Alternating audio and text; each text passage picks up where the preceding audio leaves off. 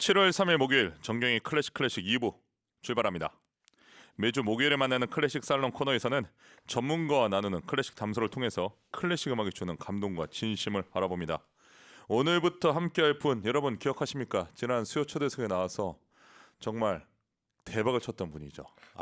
이분이 지금 미국에 계신데 한국인 최초 또 최연소로 미국 인디애나 음악대학 피아노과 교수로 재직 중인데 한국에 지금 머무는 시간이 딱 있어서 저희가 바로 잡아챘습니다.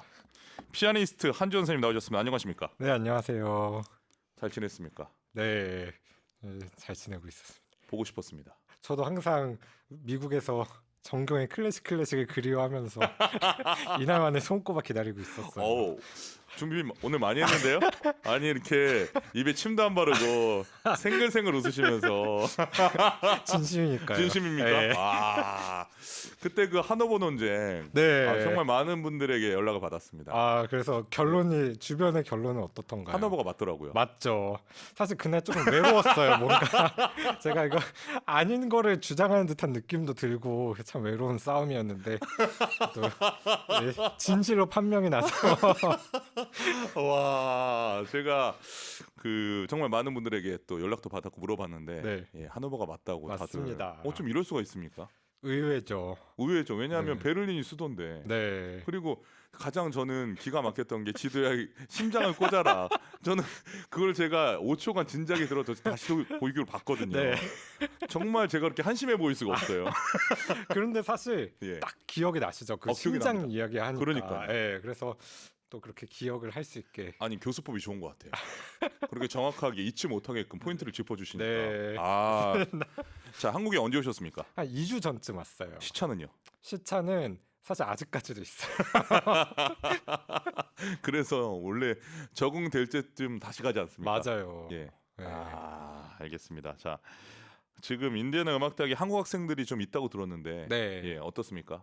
한국 학생 많고요. 사실은 어딜 가든 잘하는 학생들은 한국 학생들이 많다 보니 예, 저희 학교에도 요즘에 약간 역차별 받지 않습니까? 콩쿠르나 이런 데 나가면 맞아요. 한국이니까 네. 당연히 잘할 거다. 네. 눈높이가 높아져서. 너무 음악계의 주류가 돼가지고 그러니까요. 그래서 아무래도 이런저런 그런 견제 이런 것도 많이 봤지만 그래도 또 실력대로 하면 또 항상 한국 학생들이 제일 정말 우리나라 DNA는 대단해요. 네 그런 것 같아요. 예술적 DNA가 정말 대단합니다. 네. 자, 이제 한조의 클래식 살롱에서는 어떤 음악 이야기 나누게 됩니까? 오늘은 음악의 아버지와 어머니, 예. 아버지와 어머니 바흐와 핸델에 대해서 이야기 그러면 나눠보려고 합니다. 앞으로 이제 몇 주 동안 함께하게 될 텐데 네. 그렇게 VS 모드로 갑니까? 네, 왜냐면 제가 음악을 들을 때마다 네. 비슷한 시대를 살았고 비슷한 느낌 같은데 사실은 조금만 자세히 들여다보면 다른 점들이 많거든요. 네. 그래서 그 점들을 비교해가면서 들으면 그 작곡가들을 더 잘 이해하실 수 있지 않을까. 그렇죠. 그러니까 우리가 음악사로 분류를 하게 되면 아무래도 연도로 분류를 하니까 네, 그 시대 때는 이런 비슷한 음악을 할 거다라고 우리가 생각을 하지만 네, 물론 그런 경우도 있지만 전혀 다른 성향과 맞아요. 음악을 하는 경우가 있기 때문에 네, 그 부분을 파헤치겠다. 네, 제가 제대로 정리한 거 맞습니까? 맞습니다. 좋습니다. 자, 바흐와 핸델 언제 태어났죠? 1985년, 1680. 예, 시작하자마자 잘못된 정보를 우리 교수님 바로 1685년. 네, 1985년에는 제가 태어나기 조금 전이었고요. 1685년에. 네, 1685년. 그러니까 약 한 400에서 500년 전. 네. 공교롭게도 두 작곡가 같은 해 네. 태어나서 친구네요. 네, 같은 해에 태어났고 또 네. 둘 다 독일에서 태어났습니다. 이야, 그러니까 독일이 이 클래식에서 자부심을 느낄만 해요. 네, 그쵸? 사실 제가 학생들이랑 이야기하다 보면 네, 저희가 연주하는 작곡가의 한 7, 80%가 독일어권에서 다 태어났습니다. 네, 그렇죠. 그러니까 오스트리아에 태어났어도 독일말을 쓰니까. 그렇죠. 이야, 그렇습니다. 7, 80%. 네, 참 부럽습니다. 자, 그럼 어떤 집안인지 설명 부탁드립니다. 사실 바흐 같은 경우에는 네, 대대로 이어져 오던 음악 가문이었어요. 그래서 거의 200년 동안 이어져 오던 유서 깊은 음악 가문이었기 때문에 예, 바흐에게는 음악을 한다는 게 되게 자연스러웠던 그런 아. 느낌의 가문에서 태어났고요. 네, 핸델 같은 경우에는 완전히 관련이 없습니다. 음흠. 아버지가 의사였고 또 네. 이발사금 의사였다고 하더라고요. 네, 그리고 사실 아버지는 핸델이 음악하기를 원하지 않았어요. 그래서 조금 더 안정적인 그런 직업을 가지고 법관을 하기를 원해서 핸델이 사실은 진짜 법대까지 갑니다. 재밌네요. 왜냐하면 요즘에는 물론 좀 그런 게 좀 줄어들었지만 예전에는 그런 기류가 역력하지 않았습니까? 네, 그렇죠. 법관과 이 의사 집안에서는 아들과 딸이 음악한다 그러면 네, 왜 그런 걸 하냐? 맞아요. 안정적이지 않다. 네, 안정적이 해라. 근데 500년 전인 네, 핸델 집에서도 그랬다니까. 이야, 흥미롭습니다. 네. 자, 좋습니다. 그러면 바와 핸델의 다른 점을 이야기할 때 활동 지역도 얘기하지 않습니까? 네, 사실 바흐 같은 경우에는 평생 독일에 있었고요. 어허. 독일에서 이곳저곳을 옮겨 다니면서 교회 음악가로서 네. 활동을 했고, 핸델 같은 경우는 본인의 성향이 이렇게 개척자 정신이 좀 있었던 것 같아요. 그래서 독일에 머물지 않고 영국으로 가서 또 다른 음악 세계를 펼치기도 했습니다. 그 말씀하신 걸 들어보면 바흐는 결론적으로는 골든 패밀리 아닙니까? 그렇죠. 음악을 대대로 했던. 네. 그럼 핸델은 혹시 바흐를 보면서 스트레스는 없었을까요? 사실 핸델의 경우에는 오히려 당시에는 바흐보다 더 잘 나갔었기 때문에 스트레스를 안 받지 않았을까. 왜냐면 그 이따가도 저희가 이야기 나누겠지만 바흐는 자식이 많아서 네. 열심히 일을 해도 남는 게 별로 없었는데 핸델은 정말 모든 음악 작품을 흥행을 잘 시키는 그런 능력이 있었던 것 같아요. 어허. 그리고 음악적 스타일도 그렇고 해서 사실은 당대의 핸델이 훨씬 더 잘 나갔습니다. 아, 흥미롭습니다. 우리가 바흐와 핸델을 이야기할 때 뭔가 바흐는 한 독일 지역에서 평생 살았고 또 이 골든 패밀리라서 훨씬 더 그때 당시에 행복할 수도 있겠다라고 우리가 생각을 미뤄 짐작할 수도 있지만 오늘 또 한전 선생님이 말씀해 주신 거 들으니까 핸델은 전 세계를 돌아다니면서 네, 아주 흥행 열차였다. 네. 알겠습니다. 자, 음악 한 곡 더 듣고 이야기를 나누겠습니다. 먼저 준비해 주신 거 어떤 곡입니까? 바흐 무반주 첼로 모음곡 1번 프렐류드인데요. 네. 이 곡을 왜 선곡을 했냐면 예. 바흐 생각하면 저희가 생각하게 되는 느낌들 조금 경건한 느낌도 있고 또 그러면서도 아름다운 멜로디 그리고 깊은 울림 이런 것들을 다 담고 있는 곡이라고 생각을 해서 선곡을 했습니다. 알겠습니다. 자, 바흐의 무반주 첼로 모음곡 1번 바흐 작품으로 1007 프렐류드를 첼리스트 요요마의 연주로 들려드립니다. 바흐의 무반주 첼로 모음곡 1번 바흐 작품으로 1007 프렐류드를 첼리스트 요요마 연주로 감상하셨습니다. 정연희님, 한지호 교수님 반갑습니다. 낚아오신 제작진 분들 나이스 보내주셨습니다. 낚이셨습니다. 저 낚이는 거 좋아해요. 김윤서님 바로크 음악 하트 피아니스트 한지호님 감사합니다 보내주셨습니다. 여러분 지금 정경희 클래식 듣고 계시고요. 매주 목요일에 만나는 클래식 살롱에서는 여러분의 문자를 기다리고 있습니다. 받고 싶은 분들 방송 소감과 함께 문자 보내주세요. 문자 번호는 샵1045 짧은 문자 50원 긴 문자는 100원의 정보 이용료가 부과됩니다. EBS 라디오 어플 반디로는 무료 문자 보내실 수 있습니다. 자, 바흐와 핸델은 음악적 성향이 달랐다고 아까 말씀해 주셨습니다. 먼저 음악을 작곡하는 데 있어서 바흐가 가장 중요하게 생각했던 것 뭐가 있을까요? 저희가 흔히 바로크 음악 하면 네, 후가 이런 것들 생각하지 않습니까? 그게 바로 이제 다성음악의 한 형식인 대위법인데요. 아 지금 음악사 수업이에요. 네, 좋아요. 그 다성음악이라는 게 쉽게 말하면 여러 개의 성부가 함께 있는 음악이에요. 네. 저희가 고전 음악 이후로는 멜로디가 있고 반주가 있지만 바흐에서는 여러 개의 성부들이 다 각기 다른 독립적인 멜로디를 가지고 그것들이 마치 돌림 노래처럼 어허. 이렇게 서로 지그재그로 나오면서 새로운 음악적 긴장감을 불러일으키는 형식인데요. 그 대위법을 바흐가 가장 중요하게 생각했습니다. 아 한마디로 기본을 중요하게 생각했다. 네, 그러면 이 바흐가 바로크의 기본을 정립했다 이 정도까지 생각해도 되나요? 그렇죠. 바로크의 기본뿐만 아니라 네. 대위법, 다성음악의 기초를 다졌다고 볼 수 있을 만큼 네. 그 대위법에 있어서는 바흐의 역할이 정말 중요합니다. 이야. 만약에 우리가 바흐의 음악을 발견하지 못했다면 이 대위법에 대해서 정말 늦게 공부했을 수도 있겠네요. 그렇죠.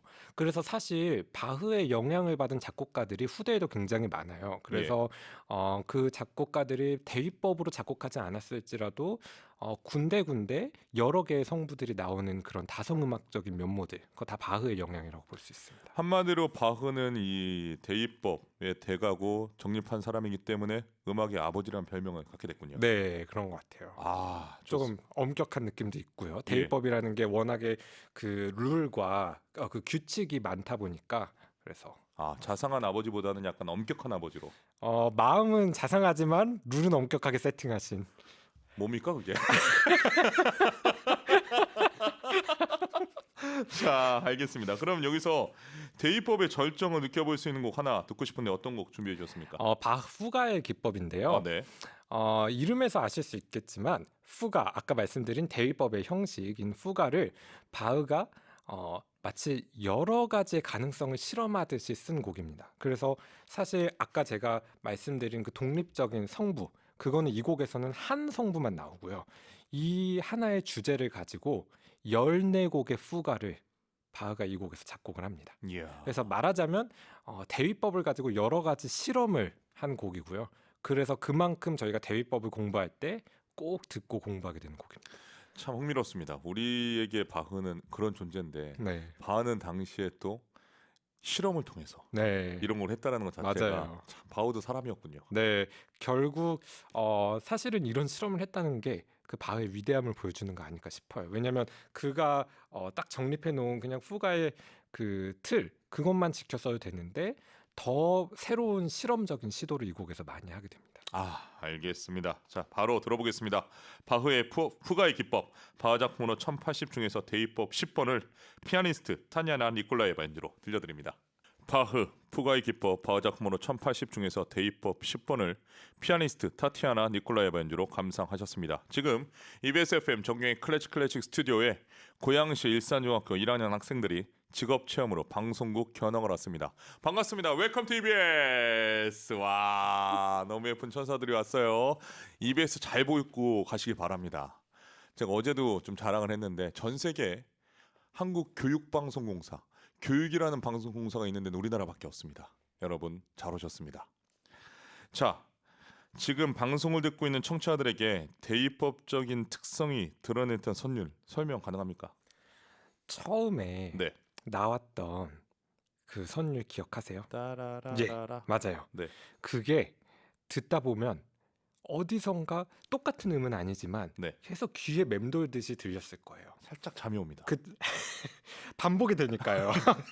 사실은 그래서 이 대위법이 저희에게 물론 수학적인 의미도 있지만 음악적으로도 의미가 있는 게 그 비슷한 패턴을 가지고 이성부 저성부에서 다양한 방식으로 등장시키면서 어떻게 보면 마음에 안정감을 주는 그런 역할도 있는 것 같아요. 그래서 잠이 온다고 하셨지만 그 마음이 편해졌다는 거잖아요. 그렇죠. 그렇죠. 그래서 혹시 불면증이 있으신 분들은 주무시기 전에 푸가의 기법을 들어보시면 어떨까 이야.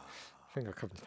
여러분 지금 불면증 치료 방송 한조의 클래식 살롱을 감상하고 계십니다. 그렇군요.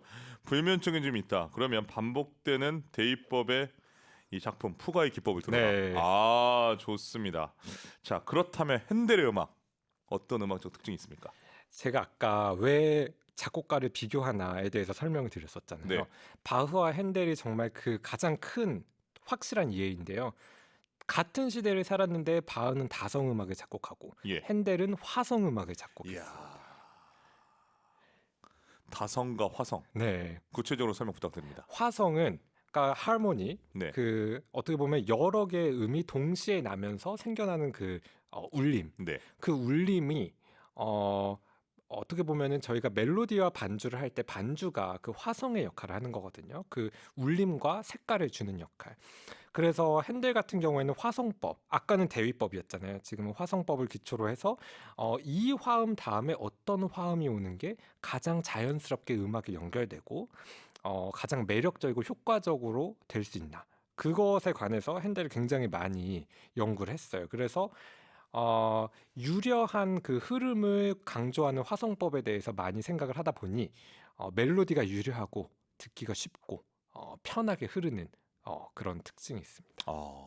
그럼 다성음악은 좀 불편한가요? 덜 직관적이라고 할 수 있을 것 같아요. 왜냐하면 화성 음악 같은 경우에는 한 번에 나오는 성부가 대체적으로 한 성부고 나머지는 그것을 받쳐주는 어떤 그 반주 그 다음에 음악적인 선율을 흐르게 해주는 촉매제 역할을 한다면 예. 다성 음악은 여기도 나오고 저기도 나오면서 이게 맞물리기도 하고 따로 가기도 하면서 그 사이에서 일어나는 음악적 긴장감을 듣는 거거든요. 네. 그래서 듣기는 화성 음악이 더 편하다고 볼 수 있죠. 야, 너무 좋은 이야기를 음악적 긴장감을 즐기는 거다. 네, 다성 음악은. 네. 화성 음악은 화성적 긴장감. 화성적 긴장감을 즐기는 네, 거다. 그런데 그 야. 화성적 긴장감이 다성 음악보다는 조금 더 컬러풀합니다. 아, 더 다채롭다. 네, 야. 좋은데요? 와, 어떻게 이렇게 설명을 잘합니까? 제 직업이 교수입니다. 저도 그렇습니다. 아니 그런데 이게 솔직히 지금 이 이야기가 청취자분들은 어려울 수도 있잖아요. 네, 그렇기 때문에 음악을 들으면서 우리가 또 끝나고 네, 바로 이어서 들어보도록 네, 하겠습니다. 자, 화성이 아름다운 곡 들어보실까요? 핸델의 건반 모음곡 5번 이장조 핸델 작품으로 430 제4곡 에어와 변주를 하프시코디스트 트레버 피노크 연주로 감상하시겠습니다. 핸델의 건반 모음곡 5번 이장조 핸델 작품으로 430 제4곡 에어와 변주를 하프시코디스트 트레버 피노크 연주로 감상하셨습니다. 5579님 대입법과 화성법 와 다성음악 화성음악 많이 배우네요 보내주셨습니다. 하아영님 피아니스트 한조님 설명도 쉽고 에너지와 기운이 넘쳐 좋아요 보내주셨습니다. 3483님 다성은 돌림 노래고 화성은 합창 맞나요? 좋습니다. 맞습니다. 그리고 제가 보니까 우리 피아니스트 한조님이 굉장히 이 두뇌 회전이 빠르신 것 같아요. 왜냐하면 이 바흐의 작품은 피아노 연주곡을 가져오고 핸델의 작품은 하프시코드를 가져왔어요. 아, 캐치하셨네요. 아 당연하죠. 그래서 컬러풀하게 네, 다채롭게 더 들을 수밖에 없습니다. 맞아요. 사실은 이 예. 곡을 피아노로도 연주를 하거든요. 네. 그렇지만 청취자 여러분을 위해서 제가 합시코드 연주로 여러분 저희가 미리 말씀드리지만 사전에 짠 게 아닙니다. 그렇지 않습니까? 그렇죠. 야. 짜지 않았습니다. 야 그냥 한 번에 이해가 됩니다.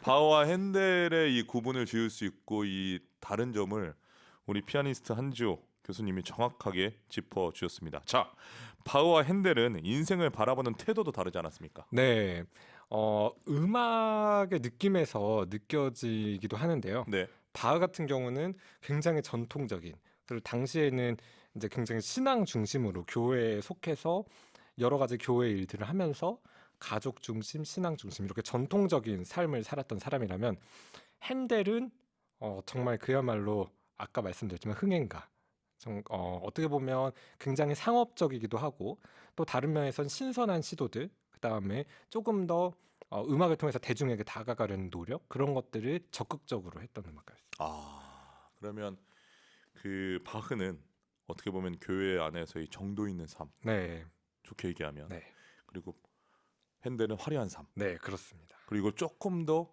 과격하게 표현하자면 그 바흐는 핵노잼의 삶, 그리고 핸델은 폭발적인 삶을 살았군요. 맞아요. 그래서 사실 근데 바흐는 네. 자식이 20명이었어요.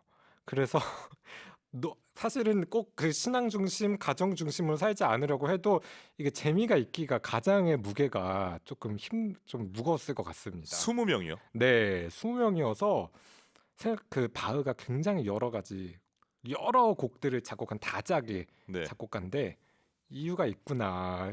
쉴 새 없이 작곡해서 생활비 일을 때문에? 했어야. 네. 아니 잠깐만. 근데 20명이면 그때 당시에 평균 수명이 그렇게 길지 않았을 텐데. 그러니까 와. 거의 매년 아기를 낳으신 거죠. 매년. 네. 그렇게 보면 되지 않을까. 와. 충격적입니다. 20명.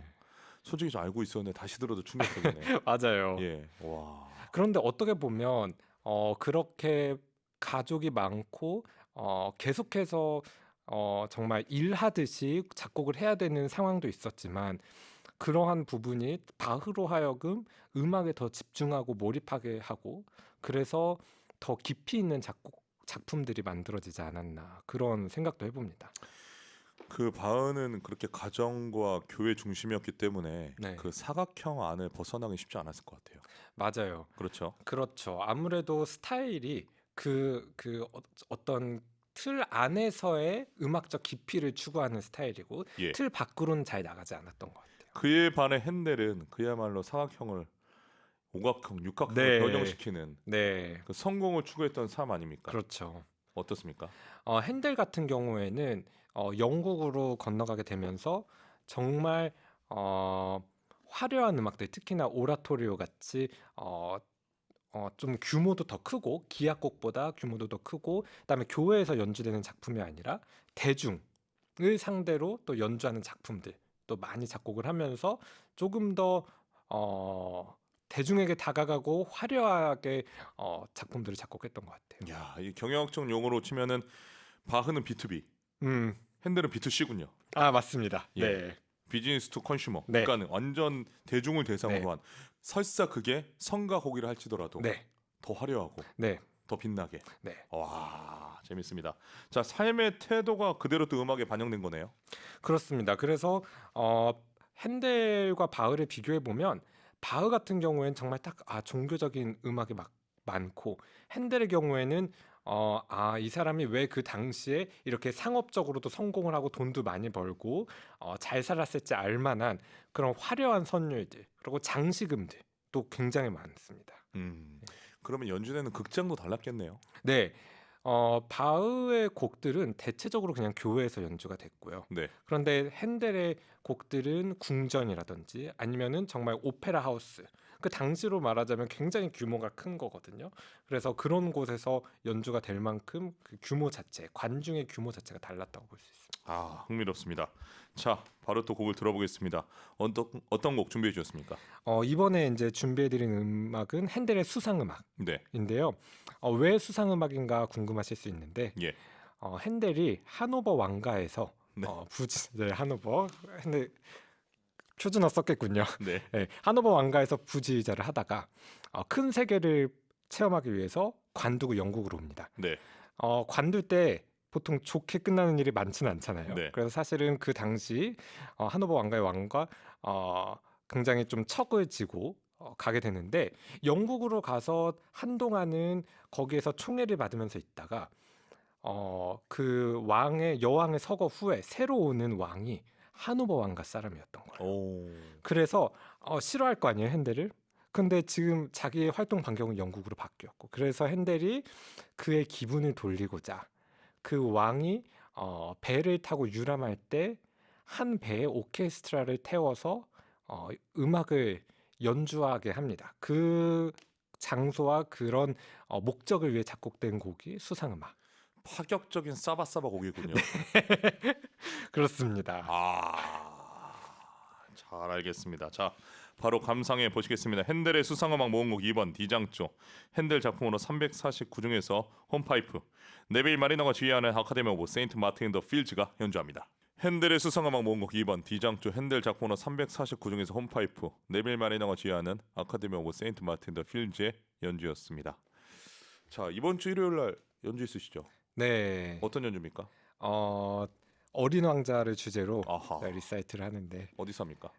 예술전당 RBK 홀에서 네. 2시에 합니다. 오후 2시에. 네. 정확하게 날짜가 며칠이죠? 7월 6일. 7월 6일 오후 2시에. 네. 혹시 그때 핸델의 곡 합니까? 저는 되게 깊이 이렇게 전통적으로 사는 사람이라 네. 핸델이 없네요. 바흐 합니까? 봐도 없습니다. 그럼 어떤 곡입니까? 그날은 쇼팽과 라벨, 라흐마니노프, 포레 이렇게 낭만주의 곡들 오호. 그리고 그 후에 프랑스 음악 곡들을 선곡을 했는데요. 그 어린 왕자가 프랑스 소설이다 보니까 그것과 비슷한 분위기의 곡들 선곡했습니다. 그렇군요. 그러면은 다성도 아니고 화성도 아니네요. 멜로디로 가는 거군요. 멜로디로 갑니다. 알겠습니다. 자, 여러분 참고하시고 이번 주 일요일 날 예술의 전당 IBK 기업은행 챔버홀에 오후 2시에 가시면 피아니스트 한주호를 만날 수 있습니다. 어린 왕자를 만나시기 바랍니다. 괜찮았나요? 감사합니다. 자, 핸델로 넘어가겠습니다. 배 위에서 연주를 한다라는 게 쉽지 않았을 텐데 핸델도 참 열심히 살았네요. 네, 지금 생각해 보면 네. 와 정말 핸델이 신선한 시도, 파격적인 시도. 그 당시에 지금도 사실은 배 위에서 뭔가 연주를 한다는 건 상상하기 힘들잖아요. 네. 근데 그런 시도까지 하면서 정말 음악의 틀을 깨고자 했던 사람이 아니었나 생각이 됩니다. 야, 제가 배 위에서 연주한 적이 있습니다. 어, 예, 울릉도와 독도 사이에서 어, 배 위에서 8.15 광복절에 아, 이원을 애국가 정말 힘들었습니다. 아, 지금처럼 큰 배고 네. 좋아도 출렁거리는 게 힘든데 네, 지금 1800년대 때 한 거예요. 그렇죠. 나무배였겠죠. 1800년대가 아니 1600년대. 1600년대잖아요. 네, 와, 상상할 수 없습니다. 정말 핸델. 그 악기들이 또 그 위에 올라가서 현악기들은 또 이렇게 잡고 악기를 잡고 연주해야 말도 안 되잖아요. 돼. 네, 그 정말 대단한 시도였던 것 같아요. 자, 핸델과 바흐 두 사람은 종교에 대한 생각도 좀 달랐죠. 네, 핸델 같은 경우에는 어떻게 보면 종교가 되게 실용적인 의미였다면 예. 바흐는 정말 독실한 신자였어요. 그래서 악보 끝에 항상 네. SDG라는 그런 알파벳, 그게 솔리 데오 글로리아, 하나님께 영광을 돌린다 이런 뜻의 그 알파벳까지 항상 써놓고, 네. 그다음에 바흐가 마지막으로 작곡한 곡도 코랄 프렐류드인데요. 예. 이것도 정말 하나님께 드리는 마지막 메시지 같은 그런 곡입니다. 아, 그렇군요. 자, 실용적으로 신앙생활했던 핸델은 어떻게 좀 신앙이 좀 얕은 거였습니까? 제가 사실은 그 마음속까지 들여다볼 수는 없지만 네. 예를 들면 핸델이 영국으로 건너갔을 때는 예. 기독교 안에서도 또 다른 종파로 이렇게 바꿨어야 됐나 봐요. 어허. 영국의 성공회로 루터교였다가, 독일은 루터교였다가 영국으로 갔을 땐 성공회로 바꿔야 됐었는데 네. 그것도 그렇게 바꿨다고 합니다. 종파가 달라진 네, 거군요. 종파가 달라졌습니다. 그렇군요. 네, 하지만 또 우리가 핸델의 오라토리오는 너무나 위대하고 그렇죠. 너무나 신앙적인데. 그래서 사실은 예. 핸델이 그냥 실용적인 인물이었을 뿐이지 그 신앙에 있어서는 똑같이 깊은 사람이 아니었을까. 왜냐하면 핸델도 결국은 마지막엔 그런 오라토리오와 그런 뭔가 신앙적인 곡을 작곡을 했거든요. 네. 그래서 그 끝은 같았다. 아. 과정은 조금 달랐지만. 과정은 달랐지만 네, 뭐로 가도 서울로. 맞습니다. 자, 우리가 너무 핸델 이야기만 해서 네. 바흐가 좀 삐질 것 같습니다. 네. 예, 바흐의 음악을 좀 들어볼까요? 어떤 곡입니까? 저는 이제 주님의 보좌 앞으로 나아갑니다라는 코랄 프렐류드인데요. 예. 이게 바흐가 죽기 며칠 전에, 오. 네, 정말 그 당시 눈이 안 보일 때였어요. 시력 수술이 잘못돼서. 그래서 푸가의 기법을 작곡하다가 마지막 곡을 못 끝낼 것 같아서 놔두고 그 옆에 있던 사위이자 제자였던 사람에게 입으로 불러줘서 그 사람이 악보를 그린 곡입니다. 그래서 오. 정말 바흐의 마지막 작품. 자, 바흐의 코랄 프렐류드. 저는 이제 주님의 보좌 앞으로 나아갑니다. 바흐 작품으로 668을 오르가니스트 구스타프 레온하르트 연주로 들려드립니다. 바흐의 코랄 프렐류드. 저는 이제 주님의 보좌 앞으로 나아갑니다. 바흐 작품으로 668을 오르가니스트 구스타프 레온하르트 연주로 감상하셨습니다. 좀 전에도 들었지만 바흐 하면 건반 음악을 빼놓을 수가 없겠죠. 네, 바흐가 스스로 워낙에 뛰어난 건반 음악 연주자였기 때문에 네. 작곡한 곡들 중에 뭐 브란덴부르크 협주곡이라든지 골드베르크 변주곡, 그다음에 뭐 평균율 클라비오 곡집, 아까 들으신 푸가의 기법도 마찬가지고 건반 음악을 위한 곡들이 굉장히 많아요. 그리고 그 곡들이 정말 아까 말씀드린 대위법의 기초 안에서 또 그 나름의 음악적 재미를 찾아가며 각기 다 다른 개성을 보여주면서 정말 건반 음악에 있어서 바흐가 큰 획을 그었다고 볼 수 있습니다. 아, 그렇다면 핸델은 딱 바흐처럼 건반 음악.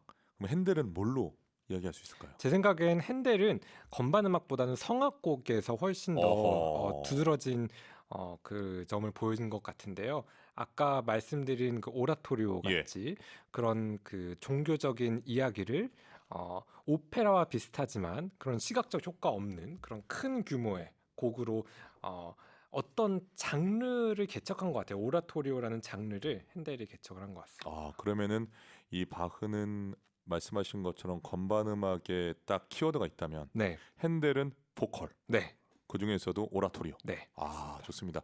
오페라랑 오라토리오를 24편 작곡했죠. 네, 맞아요. 와, 그 정말 당시로 치면 정말 많은 숫자의 곡이고 진짜 요즘으로 말하자면 약간 뮤지컬의 느낌이 아니었을까 싶기도 합니다. 그 네. 당시에 오페라와 오라토리오를 접하는 느낌이. 폭발적인 인기를 받았죠. 네, 아, 알겠습니다.